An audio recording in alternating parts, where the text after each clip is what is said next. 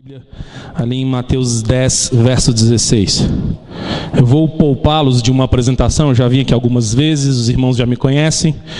Apenas quero ressaltar o prazer de mais uma vez estarmos juntos e juntos celebrarmos a palavra do Senhor, as verdades e logo mais também a ceia, a Santa Ceia de comunhão, o nosso Deus. É um prazer para mim estar aqui e especialmente para compartilhar a palavra do Senhor. Eu quero ler apenas um verso do capítulo 10 do Evangelho como nos conta Mateus, verso 16. A congregação puder ler comigo, eu agradeço. Todos, a uma só voz, leiamos o verso 16 do capítulo 10 do Evangelho do nosso Senhor Jesus Cristo, como nos conta Mateus. Leiamos. Eis que vos envio como ovelhas para o meio de lobos. Sede, portanto, prudentes como as serpentes e simples. Feche seus olhos, vamos orar. Pai, mediante a leitura deste pequeno verso, nós clamamos pelo poder de Jesus Cristo, que haja alimento para as nossas almas e que o nosso coração compreenda as tuas verdades aqui neste verso. Fala conosco nesta noite. Te pedimos no nome santo de Jesus, a palavra viva, o pão que desceu do céu para o nosso alimento espiritual. Assim oramos. Amém e amém. Este verso é uma das muitas falas de Jesus que certamente é bastante conhecida.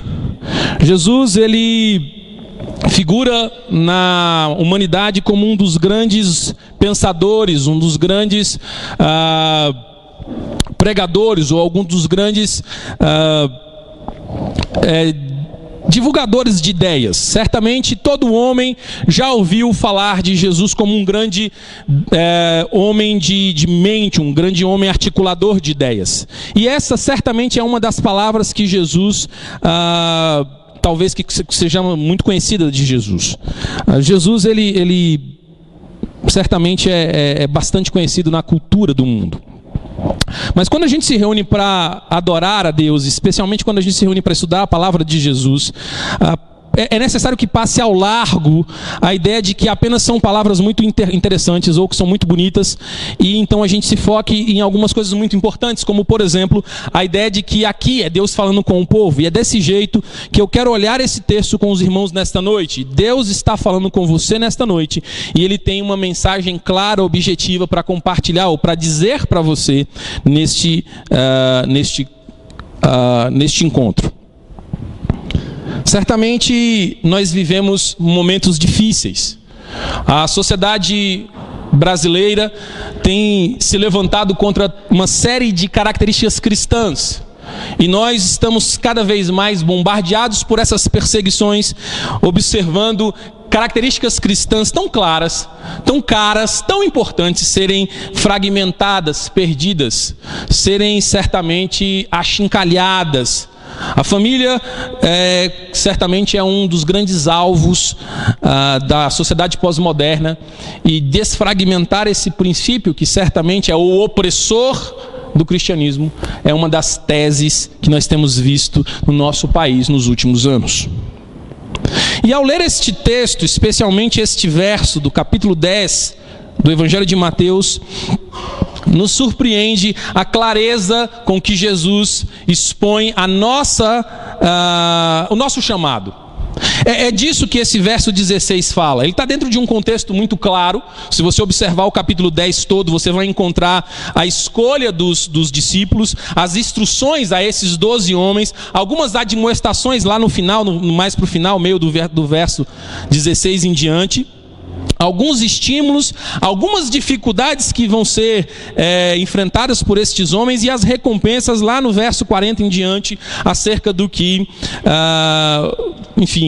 do trabalho que os homens que são chamados por Jesus devem esperar. Mas certamente o verso 16 é um divisor de águas, ou talvez um foco bastante interessante nessa noite. Eu quero pensar nessa perspectiva, olhando como um pano de fundo a nossa sociedade tão contrária ao cristianismo e esse chamado tão claro de Jesus. Acho que a primeira coisa que é importante a gente frisar aqui neste verso, que eu gostaria que você saísse daqui sabendo e que você fosse reforçado, é essa primeira expressão, eis que vos envio. Presta atenção, Jesus está falando claramente ou diretamente para os seus discípulos. E nós, de uma maneira ou de outra, seja porque acumulamos o ofício de pastores, de presbíteros, que de algum modo se iguala ao trabalho e o ofício dado por Jesus aos apóstolos, então aqui discípulos, seja no chamado geral a todos os homens, a todos os cristãos, a todos os discípulos de Jesus, há certamente uma ordem, um chamado claro, uma expressão de autoridade para as nossas vidas. Jesus nos chama. Talvez seja a primeira coisa que nós precisamos esclarecer neste texto e num trabalho, numa leitura, num estudo, então chegarmos a compreender e aplicar essas verdades. Não é estranho para a igreja cristã que a gente fale sobre chamado a missões ou chamado ao evangelismo e discipulado, e não é estranho e não deve ser estranho a gente novamente trabalhar essa questão, de forma que eu quero frisar bastante esse primeiro aspecto nesta noite destes versos. Jesus então, ele está aqui agora, está falando para você, olha, eu estou enviando você. Há uma clareza nestes versos ou nesta frase da atividade ou da atitude que Jesus espera de você, que é seu discípulo. Eu não posso falar de envio e não me lembrar do grande mandamento de Jesus, ou da grande comissão, como costumeiramente falamos. De forma que eu quero que você abra sua Bíblia ali no capítulo 28, no verso 19 a 20 de Mateus. Capítulo 28, verso 19 a 20. Eu quero ler esse texto para esclarecer o que Jesus está falando aqui, neste verso, especialmente com você esta noite. O verso 18, então, começa dizendo assim: Jesus aproximou-se e falou-lhes dizendo: toda a autoridade me foi dada no céu e na terra. Ide, portanto, e fazei discípulos de todas as nações, batizando-os em nome do Pai, do Filho e do Espírito Santo, ensinando-os a guardar todas as coisas que tenho ordenado. E eis que estou convosco todos os dias até a consumação dos séculos. Aqui, nesses 3 versos, nós encontramos a ordem, talvez a manifestação da ordem de maneira mais clara acerca do trabalho que a igreja, que a cristandade deve exercer em prol do reino.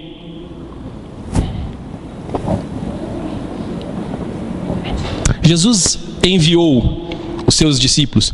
Jesus nos enviou. E Ele nos enviou deste modo. Eu sei que você conhece essa expressão, o grande ide de Jesus. Certamente você já estudou, e eu não estou aqui com interesse de trazer algo novo para você nesse texto. Até porque se eu trouxer algo novo para vocês, certamente estará errado. Porque o Evangelho é o Evangelho há quase 2000 anos. A verdade é que este texto nos impõe algumas coisas que eu quero trazer à sua memória, para que a gente junto, então, com esse entendimento do que é envio, a gente componha a expressão do verso 16 e compreenda quais são as palavras de Jesus para nós nesta noite aqui na Samambaia em 2015. Presta atenção, esse verso 19, 20 e 18, 19 e 20 são bastante intensos, bastante amplos. Eu não vou falar exaustivamente de cada detalhe desse texto, não é minha intenção, mas eu preciso que você compreenda o que é o envio que Jesus está falando. A primeira das ideias que eu quero que você saia daqui lembrando, sendo alimentado e reforçado nas ideias, é que Jesus nos está enviando baseado na sua autoridade. O verso 18 deixa isso muito claro: toda a autoridade me foi dada no céu e na terra. Jesus não está falando aqui dentro de uma perspectiva de igualdade entre nós e Ele. Ele não está falando com você sobre o envio numa ideia assim muito de amizade, num contexto de uma simpatia. Jesus está falando com você nesta noite sobre a necessidade de ir, porque Ele é a autoridade, porque Ele é o Senhor da glória, porque Ele é o Deus dos céus e da terra. E é isso que Ele está dizendo para você: eu sou a autoridade. Eu estou falando com você. Preste atenção. Não é qualquer um, não é o seu colega, não é o seu lateral, mas alguém que está acima de você. Um outro detalhe óbvio deste texto é que é uma ordem. Isso é importante ficar claro na nossa mente. Essa autoridade não está sugerindo que eu e você saiamos para fazer um trabalho, não nos está sugerindo um envio, não está pedindo um favor. Certamente Jesus não está aqui dizendo como é bom que a gente vá fazer missões, ou discipulado, ou qualquer outra atividade que envolve esse envio. Não, é uma ordem. Observe, as palavras aí são ide e faça. Jesus não está pedindo, Jesus não está aconselhando, Jesus não está oferecendo uma possibilidade para a igreja, Jesus não está dizendo que é interessante e que talvez dê certo. Ele está dizendo: discípulos, discipulem. Há uma ordem clara, uma diretiva observação da parte de Jesus: vão e façam. É normativo, é uma autoridade que está impondo uma ordem. Um terceiro detalhe importante aqui, para que a gente possa entender o que Jesus está dizendo com quanto é envio, é que esse envio, que é uma ordem dada por uma autoridade acima nos céus e aqui também na terra, é que esse envio é esse chamado, ou que esse envio é um envio para que se incluam discípulos no corpo de Jesus. Não é um ensino, não é um envio sem objetivo, não é um envio que é difuso, sem uma característica clara, que basta então que a gente vai, a nossa presença então fará alguma coisa diferente e o mundo será modificado porque estamos aqui. Essa é uma das frases muito recorrentes, especialmente nas igrejas emergentes, quando então falam sobre uma ideia de não fale sobre o Evangelho, viva o Evangelho. Então, quando você viver o Evangelho, as pessoas ao seu lado vão se converter sem que você precise abrir a boca para dizer algumas coisas para eles. Não, deixa eu dizer isso com muita clareza nessa noite, embora não seja o foco principal que eu quero dar aqui. O discipulado, a norma, a lei, a ordem que Jesus, a autoridade dos céus e da terra, passou aos seus discípulos, da qual hoje nós estamos trazendo a nossa memória para compreender o que Jesus Cristo disse lá no verso 16, é muito clara. Há uma necessidade de você incluir pessoas no corpo de Cristo. E é muito interessante essa inclusão. É para fazer discípulos, é para envolver pessoas para dentro da igreja. O verbo que traz essa ideia é o batizo. Batizar não é um ato simples. Não é apenas molhar a cabeça ou mergulhar no corpo, dependendo da tradição evangelical que você está envolvido, mas certamente é envolver. E é interessante que ele é o primeiro passo, presta bem atenção nisso, o batismo é o primeiro passo do discipulado que Jesus chama-nos a fazer em todas as nações, no nome do Pai, do Filho e do Espírito Santo. Certamente o chamado de Jesus é um chamado não para outra coisa, não é uma ideia de apenas informar sobre Jesus Cristo, de forma que se você botar uma placa bem grande ali na frente dizendo Jesus Cristo salva, ou entregar folhetos a ermo, então você terá feito o trabalho que Jesus descreve aqui. Não, fala de envolvimento, fala de inclusão, fala de trazer para perto, fala de desenvolver um relacionamento. E olha, é interessante porque o verso 20 aqui desse texto vai abrir para a gente dizendo que é para ensinar estes que estão sendo discipulados. E aí já fica óbvio que o discipulado, boa parte dele envolve aprendizado, a guardar tudo o que vos tenho ensinado. Mas isso é um assunto para outro estudo. Por fim, ele é um envio, um chamado transformador, porquanto cada um desses é chamado a se envolver e mudar seu comportamento a partir daquilo que Jesus Cristo certamente nos ensinou, mudar de vida, ser santo quando Jesus é santo. E talvez a característica mais clara, que vai ser muito importante para quando a gente voltar lá no texto e ler as outras partes e então entender o verso 16, Jesus garante que estará conosco em todo esse trabalho. Se você observar aí, o verso 20 termina dizendo: Jesus estará conosco até a consumação dos séculos. Hoje à tarde, aqui um estudo que nós demos com os adolescentes, nós falamos sobre essas 4 visões, sobre 4 visões que a Bíblia apresenta, da criação, da queda, da redenção e, por fim, da consumação. Na consumação, no fim da história, Jesus nos conduzirá até este lugar. Certamente este é um envio que Jesus tinha em mente, quando lá em Mateus 10, verso 16, ele disse que nos estaria mandando. É desta forma, então, que o texto lá de Mateus precisa ser compreendido. Eu estou enviando vocês, baseado na minha autoridade, para que vocês façam alguma coisa. E esta coisa é: discipulem as nações, discipulem as pessoas, para que elas transformem a sua vida pelo ensino regenerador da palavra.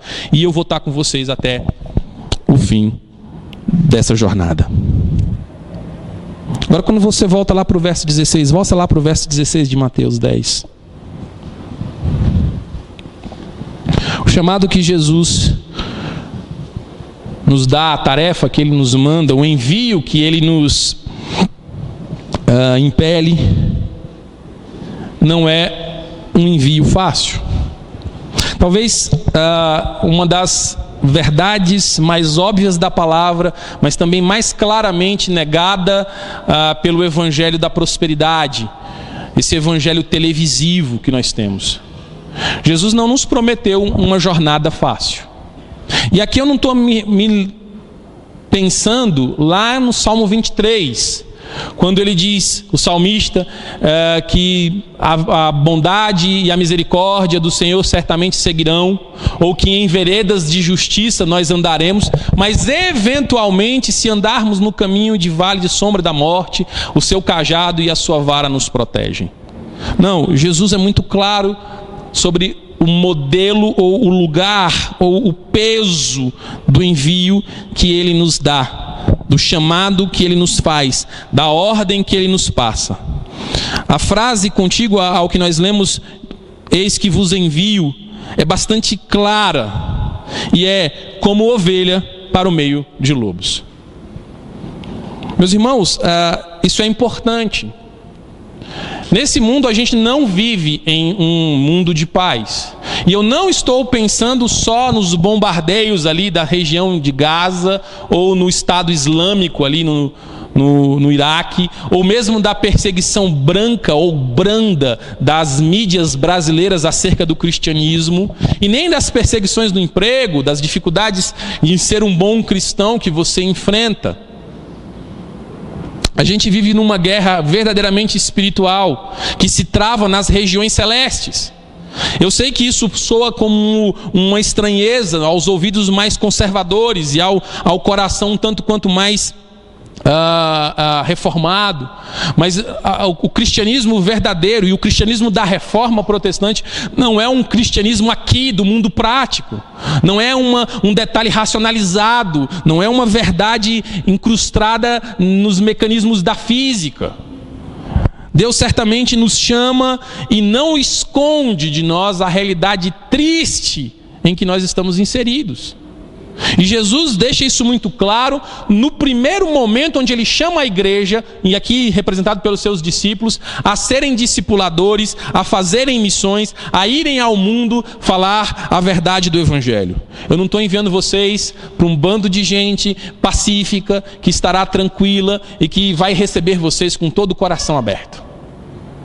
Certamente não é assim que nós devemos esperar que no final do ano, quando se avolumam as festas religiosas e aquele clima natalício toma conta da nossa vida, certamente não é desse modo que nós devemos encarar que o coração dos homens está então aberto para o Evangelho. Não, é deste jeito que a palavra nos fala, como lobos esperando por ovelhas. Não é muito difícil a gente entender como é uma ovelha. Eu sei que todo mundo sabe, pelo menos pela televisão, o que é uma ovelha. Alguns talvez tenham o privilégio de um contato mais próximo. Eu nunca tive. O máximo que eu vi de ovelha foi ali no Discovery Channel ou no Animal Planet. Fora os desenhos animados onde eles eram presas para o lobo bobo, o coiote, ou alguma coisa do gênero. Ovelhas são grandes bolas de algodão com pezinhos, olhinhos e carinhas. É assim que a gente desenha uma ovelha. Eles são animais pacíficos, são animais que não trazem medo. Eu nunca ouvi falar de uma criança que tivesse medo de ovelha. Eu já ouvi criança ter medo de palhaço, que parece não fazer muito sentido. Mas eu nunca ouvi uma criança que tenha medo de ovelhas. Já me disseram que elas são capazes de morder e até são um pouco ariscas, talvez variando um pouco a raça e o tamanho, e se é macho ou fêmea. Eu não sei, eu realmente não sou especialista em ovelhas. O máximo, como eu disse, o que eu conheço de ovelha é do Discovery Channel, do Animal Planet e de alguns desenhos animados. Mas certamente ovelhas não são animais ameaçadores. Ovelhas não possuem dentes dilaceradores. Ovelhas não possuem presas, não possuem garras. Ela tem um casco fendido, um pezinho meio falso, meio frágil, e é um animal meio cego, meio bobo. É esse animal que era muito bem conhecido na cultura ali, que Jesus estava envolvido. E os ouvintes iniciais deste verso 16, que Jesus descreve que somos nós. Em contrapartida, olha quem ele descreve que são aqueles que vão receber-nos. São lobos.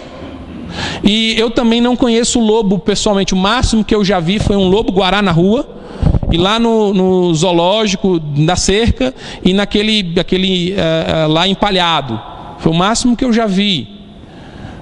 O husky, um cachorro que parece um lobo, talvez seja o lobo mais perto que eu já tive, com mais contato que eu já tive. Certamente nenhum desses animais reflete exatamente a ideia de lobo aqui do texto, mas eles são ameaçadores. Aqui no Alto Goiás, quando a gente está enfiado no meio do mato ali acampando, é possível a gente ouvir um uivo e gela o sangue. Eu não sei se você tem essa mesma impressão. Eu sei que eles não são animais, aqui especialmente no Goiás, animais ameaçadores. Eles têm uma mania mais de se afastar dos homens do que se manterem com os homens, mas no contexto onde Jesus escreve, especialmente na cultura daquela região, o lobo era um animal terrível. Se você, como eu, gosta muito das fábulas, as Crônicas de Nárnia, Senhor dos Anéis, você vai encontrar sempre a figura do lobo como um animal terrível, cruel, matador, sanguinário. Porque essa é a cultura celta, é aquela cultura ali da Grã-Bretanha. E eles têm essa relação com o lobo, de um animal assassino. Nos Estados Unidos, os lobos, que são animais muito bonitos, foram quase todos dizimados, porque eles eram animais que matavam o rebanho dos pastores americanos. A relação que esse povo tinha com o lobo era uma relação de ameaça, um jeito muito ameaçador de viver, um jeito muito perigoso, uma situação muito terrível. Este é o lobo que Jesus está descrevendo. E ele descreve de uma maneira bastante clara quem é quem nessa história. Ele não nos engana. Ele diz: vocês são bobos, vocês são despreparados, vocês são incapazes, vocês são inadequados porque eu estou dizendo que vocês precisam fazer. Certamente ele não está confiando na nossa força física, na ameaça das nossas garras ou na força dos nossos dentes. E ele não está dizendo que o nosso brado, que na verdade é um balido, é assustador e afugentará os nossos inimigos. Antes ele está dizendo: olha, eu estou enviando vocês como presas para assassinos especialistas, que se unem em alcateias e atacam vorazmente todo aquele que é frágil e dilacera de maneira muito terrível. Mas lembre-se, Jesus que falou isso, que descreveu a qualidade ou a característica dos que estariam sendo enviados, versus aqueles a quem eles são enviados, não nos convidou, não nos sugeriu, não nos apontou uma possibilidade, antes ele nos mandou agir assim. Este é o chamado que Jesus tem para as nossas vidas. Jesus não mentiu. Jesus não foi bonitinho para que eu e você então estivéssemos ali seduzidos por algum presente e então a gente pudesse feliz servir a Jesus Cristo, porque no final tudo vai dar certo. O verso 51 do capítulo 12 do Evangelho de Lucas diz assim: Supondes que vim para dar paz à terra? Não, eu vos afirmo, antes divisão. Porque daqui em diante, verso 52, estarão 5 divididos numa casa, 3 contra 2 e 2 contra 3. Estarão divididos pai contra filhos, filhos contra pai, mãe contra filhas, filhas contra as mães, sogra contra as noras e noras contra as sogras. Esse é o tempo em que Deus, em Jesus Cristo aqui, nos chama a viver. O mundo te odeia. É necessário que você tenha essa consciência. Nós não estamos a passeio neste mundo. Jesus não está aqui nos dando uma vida legal, feliz, um céu na terra. Não foi esse o objetivo da morte vicária de Jesus Cristo ali na cruz. Antes foi de nos arregimentar como soldados e nos preparar para a batalha que certamente nós já enfrentamos.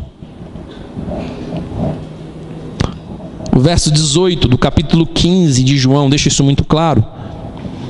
O verso 18 diz assim: se o mundo vos odeia, sabei que primeiro do que a vós outros odiou a mim, diz Jesus Cristo. Se fosse deste mundo, o mundo os amaria o que eram seu. Como todavia não sois do mundo, pelo contrário, dele vos escolhi, por isso o mundo vos odeia.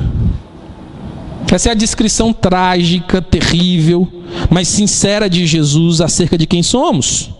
E é desse jeito que ele caracteriza eu e você. Ele não nos engana. Ele não faz uma propaganda falsa. Ele não diz, olha, vai tranquilo que eu vou fazer todo o trabalho, você vai chegar lá apenas para recolher os frutos e vai ser tudo tranquilo. Não, vocês vão para o meio de guerra e as pessoas vão querer dilacerar vocês, como lobos querem dilacerar ovelhas.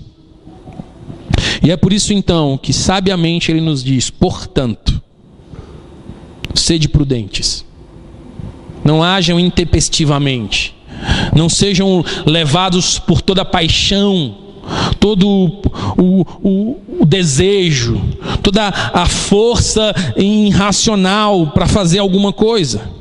Sede prudentes, sede cuidadosos, trabalhem com cuidado. É interessante, o Evangelho ele tem algumas características bastante singulares. Jesus diz claramente, não foi vocês que me escolheram, antes eu escolhi e vos designei para ir e dar frutos. O Evangelho diz que nós somos pecadores e que naturalmente as nossas melhores obras são trapos de imundície. Mas esse mesmo Evangelho, ou mesma palavra, nos diz para sermos santos e para caminharmos como quem já vive na esperança da nossa vocação. Presta atenção, o texto está dizendo claramente que nós somos ovelhas entregue a lobos. E que se nós não tomarmos cuidado, a responsabilidade está sobre as nossas mãos. Eu não sei como essa relação se alia perfeitamente aqui na terra, mas eu sei que na eternidade isso fica muito claro na cabeça de Deus e ficará certamente na nossa compreensão dilatada lá na eternidade.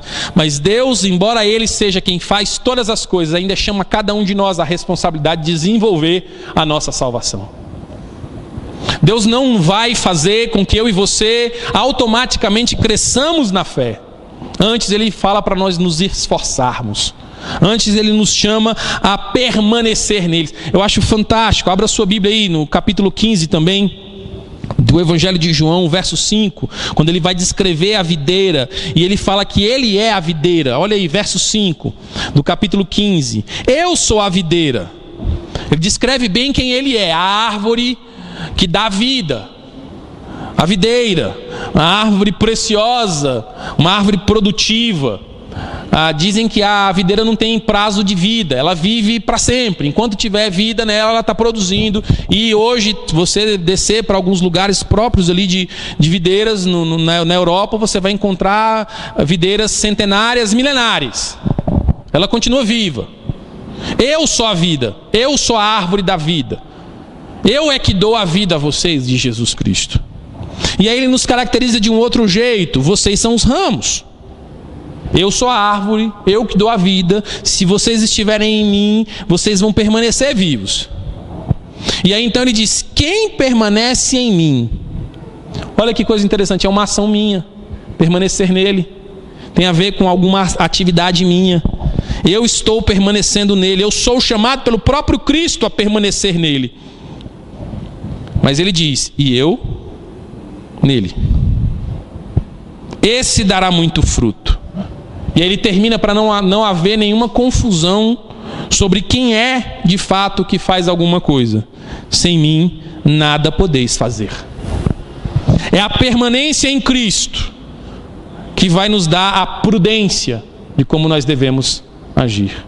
Portanto, meus amados, é permanecendo em Cristo que nós seremos capazes, não pelas nossas forças, não pelas nossas armas naturais, nossos dentes de ovelhas, nossas garras de ovelhas, nosso grito aterrador de ovelha. Não, antes, porque permanecemos nele. O verso 33 do capítulo 16, um aí a mais do Evangelho de João, descreve bem prático como é que isso se aplica na realidade. Diz assim: estas coisas vos tenho dito para que vocês tenham paz em mim. No mundo vocês vão passar por aflição, mas tenham de bom ânimo. Eu venci o mundo. Portanto, meu querido, quando eu digo tudo isso e quando eu descrevo claramente a sentença que o próprio Cristo descreveu e trago, talvez por uma falta de conhecimento óbvio, eu não vivo no meio do campo com ovelhas nem com lobos, as verdades desta afirmação de Jesus, eu não estou querendo trazer temor ao seu coração, mas eu quero posicionar você claramente na confiança certa que você deve ter para desenvolver o ministério que a igreja é chamado a desenvolver. Observa lá no capítulo 10, verso 16 do Evangelho de Mateus, que aqueles que foram enviados como ovelhas para o meio de lobos precisam também ser prudentes como as serpentes e simples como as pombas. Talvez nenhum trecho do Novo Testamento tenha tanto animal enfiado nas suas falas como este verso. E eu acho que não tem nenhuma expressão mais antagônica do que uma ovelha que precisa ser como serpente e pomba. Certamente não parece com uma ovelha. Se eu tivesse começado com uma proposta talvez mais psicológica, e por favor, se tiver algum psicólogo aqui na igreja, não me tome por afrontação, eu não estou interessado em fazer psicologismo e nem sou da área, mas só para fazer uma explicação. Se eu tivesse começado assim: qual animal você é? Parece ser uma espécie de trabalho de psicólogos, não sei, enfim. Qual animal que você se caracteriza? Certamente você não diria assim: uma ovelha que parece com uma serpente e lembra uma pomba. Certamente você não se caracterizaria nem mesmo como uma ovelha. Ovelhas são animais que são próprios para o abate. São animais frágeis, são animais tranquilos. Talvez você se descreveria como uma serpente e talvez faria sentido. Você talvez seja venenoso como uma serpente. Eu não sei, eu não te conheço. Eu não posso falar de sogra que minha mãe está aqui, né? E aí se eu falar de sogra, ela vai estar achando que sou eu que dou as receitas lá para minha esposa. Mas serpente, talvez você seja como uma. Eu não sei. Você talvez seja perseguidor, como os animais ferozes são, como peçonhento. Eu realmente não sei. Mas certamente não é isso que Jesus está descrevendo.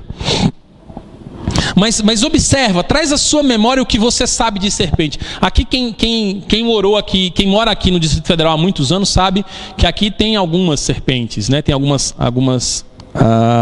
animais peçonhentos, especialmente as cobras. Já na nossa urbanização a gente mandou isso para fora. Mas se você der um pulinho numa chácara, num sítiozinho aí, você vai se deparar com uma cobra, e se você não tomar cuidado, você vai ser picado. A região aqui é de bastante serpentários. As serpentes são animais impressionantes, são animais poderosos, são animais fortes, resistentes, são animais especialistas. Tem a sua visão modificada para caça, tem um trato olfativo fantástico, bastante poderoso, são capazes de perceber as mais simples vibrações e detectam a bastante distância a presa, e com uma habilidade que realmente deixa impressionado até mesmo o homem mais sábio que pisou na terra, né? O caminho da serpente sobre a terra. Elas são animais realmente fantásticos. A pomba não, a pomba... E aqui em Taguatinga, Taguatinga, onde eu nasci, aqui na região de Samambaia, não sei se acontece o mesmo, mas se não acontece, vai acontecer certamente, porque os prédios estão cada vez ficando mais altos. E o bicho que inundou Taguatinga é tal da pomba. A gente já não é de hoje, a gente diz que as pombas são ratos alados. Eles tomaram todos os telhados. Meu pai ali na QNL vive uma luta eterna com as pombas. Elas sujam o carro, sujam o telhado, e ele fica lá disputando o território com aquela criatura que está tranquila no céu, sem preocupação nenhuma. Parece que não há nenhum tipo de preocupação no coração daqueles bichinhos lá. São bastante diferentes, serpentes, pombas. E são bastante diferentes também das ovelhas. Pombas parecem ter liberdade e parecem estar tão livres e voam tranquilamente e estão nas alturas, mas certamente não é essa a característica que Jesus destaca da ovelha para que eu e você sigamos. Certamente não é, como eu disse, o veneno que a serpente possui, que Jesus destaca que nós devemos ter. Não, antes ele nos diz para ser prudentes como as serpentes e simples como as pombas. Nós, ovelhas lançadas no meio de lobos por causa de um mandato, uma autoridade que sabe o que está fazendo, somos então instruídos a agir de modo prudente, inteligente, esperto, sagaz, e da mesma maneira de modo simples.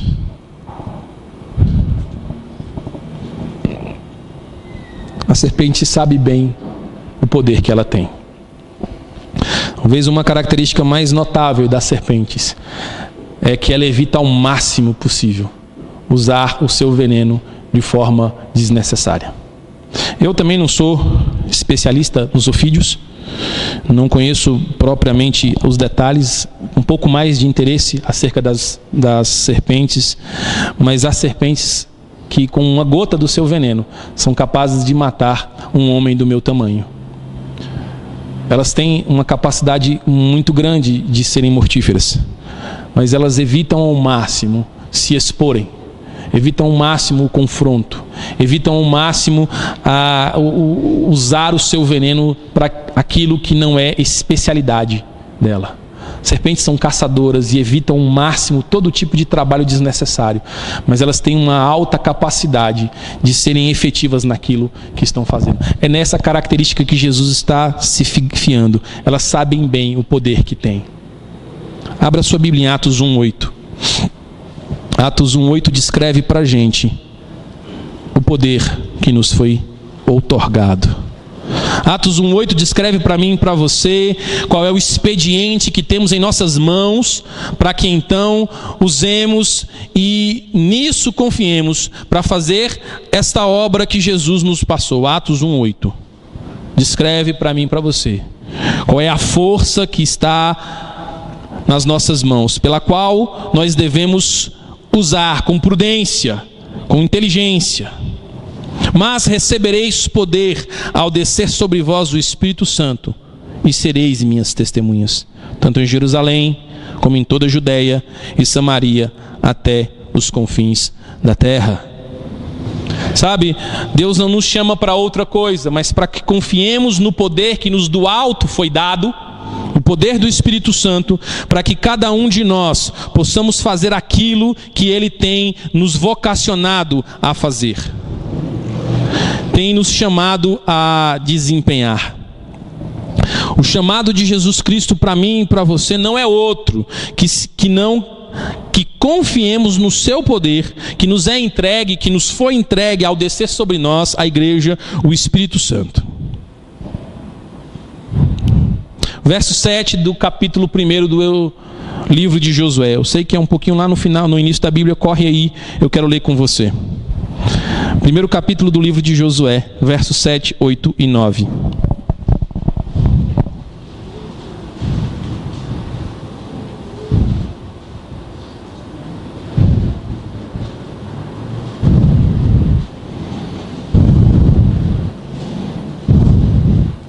Capítulo 1, verso 7 do livro de Josué, diz assim: tão somente ser forte e muito corajoso, para teres o cuidado de fazer segundo toda a lei que o meu servo Moisés te ordenou.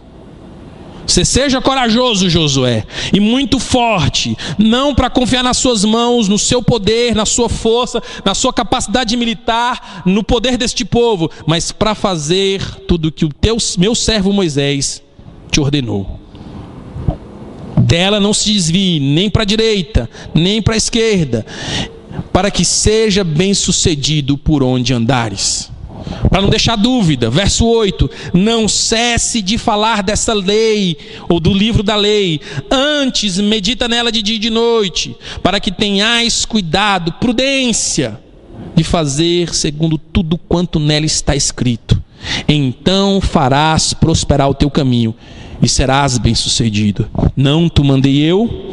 Ser forte e corajoso, não temas e nem te espante, não porque você tem um exército de 1.250.000 homens, mas porque eu, o Senhor teu Deus, estou contigo por onde quer que andares. É essa a prudência que Jesus descreve, que eu e você precisamos ter.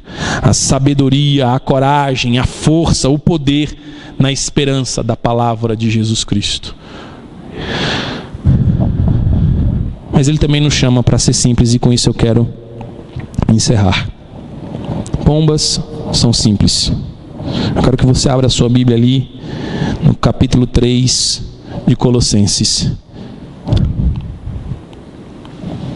E quero terminar com a leitura deste verso.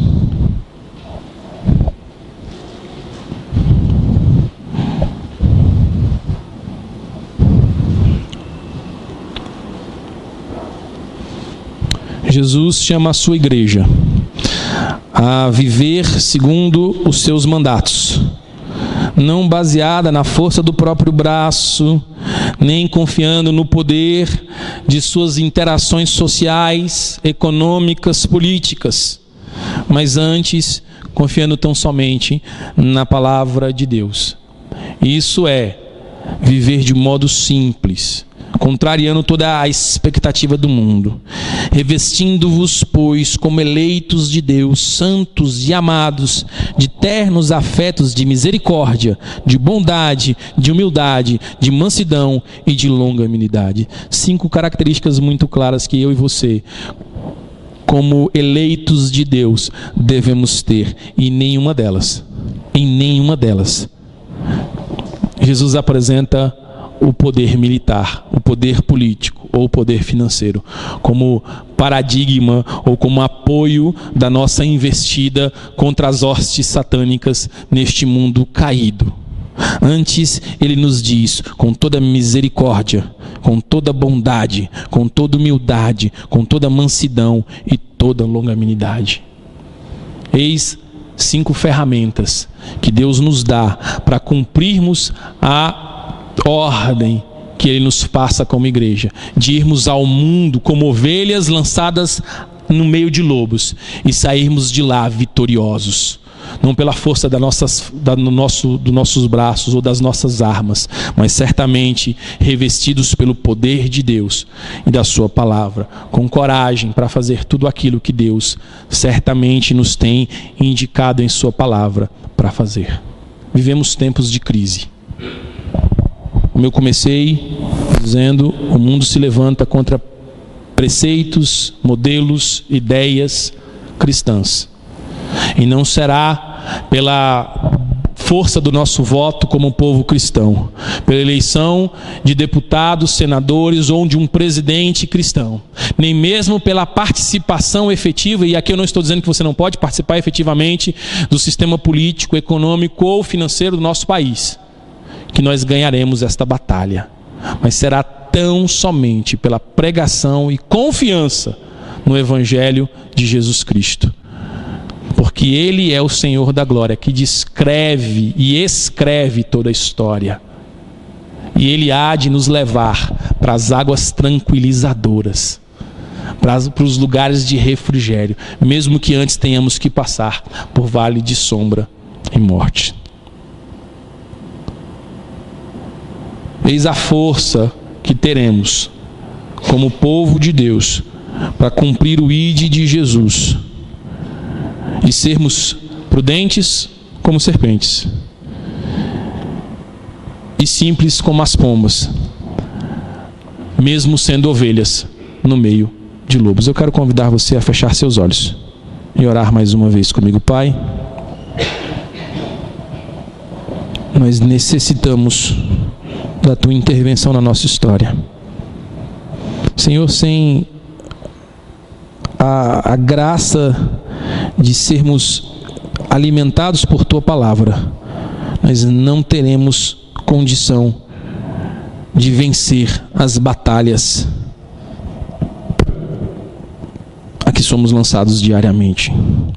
Senhor, nesta noite te pedimos, nós sabemos bem qual o chamado para as nossas vidas e para o que Tu nos arregimentou. Não estamos neste mundo de férias, não estamos neste mundo de passagem, não estamos aqui, Senhor, para contemplar as belezas que o Senhor fez. Certamente são coisas fantásticas, mas nosso trabalho aqui é como de soldado em tempo de guerra, preparado, hábil, capaz de lutarmos nesta carreira que nos está proposta. Assim, Senhor, nós somos chamados na responsabilidade de esmurrar nosso próprio corpo e submetê-lo à escravidão da nossa vontade. Vontade essa mudada pelo poder do Espírito Santo, para que nós possamos apresentar-nos como obreiros que não têm nada do que se envergonhar e manejam bem a palavra da verdade, porque ela é a espada para vencermos as hostes malignas. E assim, Senhor, certamente o inferno não prevalecerá contra as investidas da igreja. Deus nos dá a coragem de, neste país tão alegre, tão festeiro, tão paz e amor, nós trilharmos como um exército que sabe que está em guerra e lutarmos corajosamente pelo nosso comandante. Deus, tira a cegueira do nosso coração, desvenda aos nossos olhos não simplesmente as belezas do reino vindouro, a tristeza do mundo agora, mas a batalha a qual somos chamados a nos engajarmos, e nos dê a coragem de lutarmos, militarmos na Tua causa, como bons soldados que não têm outros envolvimentos aqui, a não ser as demandas do campo de batalha.